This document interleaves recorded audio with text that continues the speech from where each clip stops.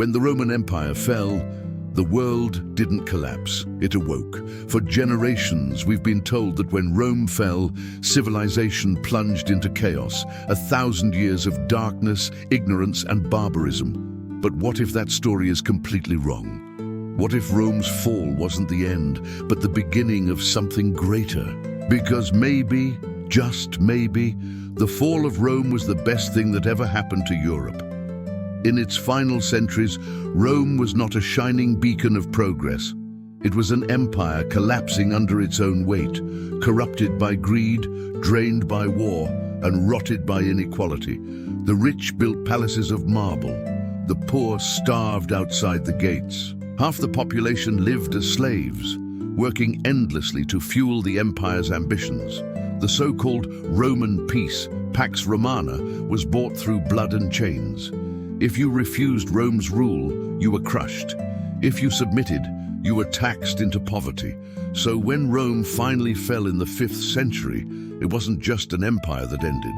It was a prison that finally broke open. When the Visigoths stormed Rome in 410 AD, it shocked the ancient world. The eternal city, humiliated, looted, burning. But to the ordinary farmer in Gaul or the shepherd in Britannia, it meant something else. Freedom.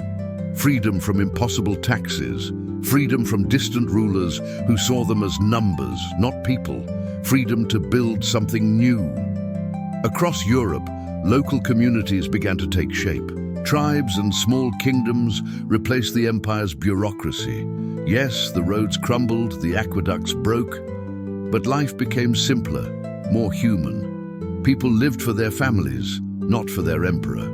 Historians once called this the Dark Ages. But darkness is not the absence of light. It is where the next light begins to grow. In Ireland, monks copied ancient books by candlelight, saving the words of Aristotle, Cicero, and Plato. In Italy, Benedictine monasteries became centers of learning, medicine, and technology.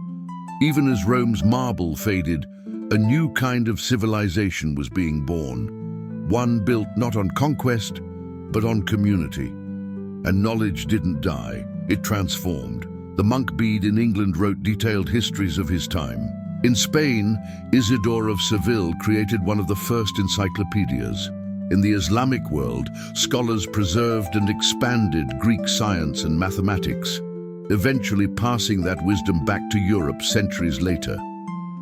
Far from vanishing, the light of knowledge spread in new directions. Even technology advanced in unexpected ways. During Rome's final centuries, most work depended on slaves.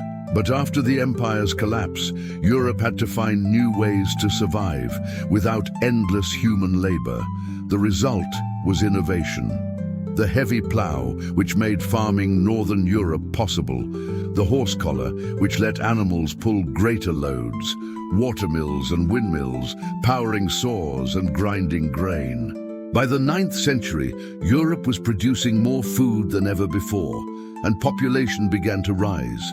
This wasn't a world of decline. It was a world learning to rebuild on fairer terms. And socially, something remarkable happened.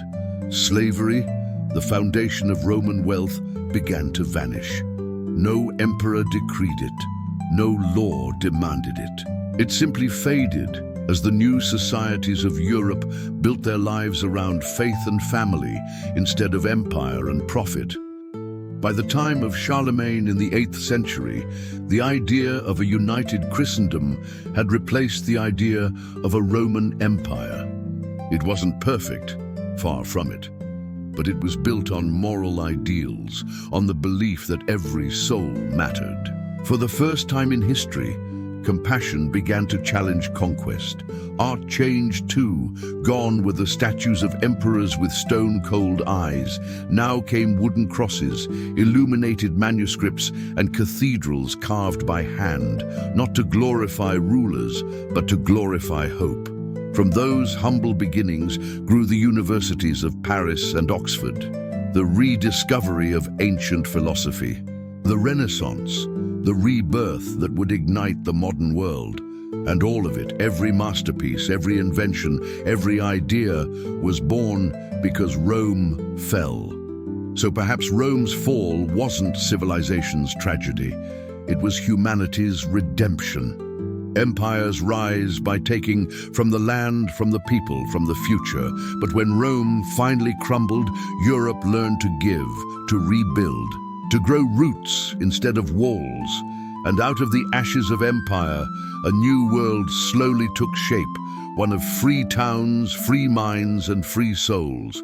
The next time you hear someone call it the Dark Ages, remember this: the darkness wasn't around them. It was inside the empire that came before, and sometimes the light can only return after the empire falls. History isn't just about what we lost, it's about what we found after the fall. If this story made you see the past differently, imagine how many more hidden truths are waiting to be uncovered. Subscribe, and together, let's keep bringing forgotten history back to life.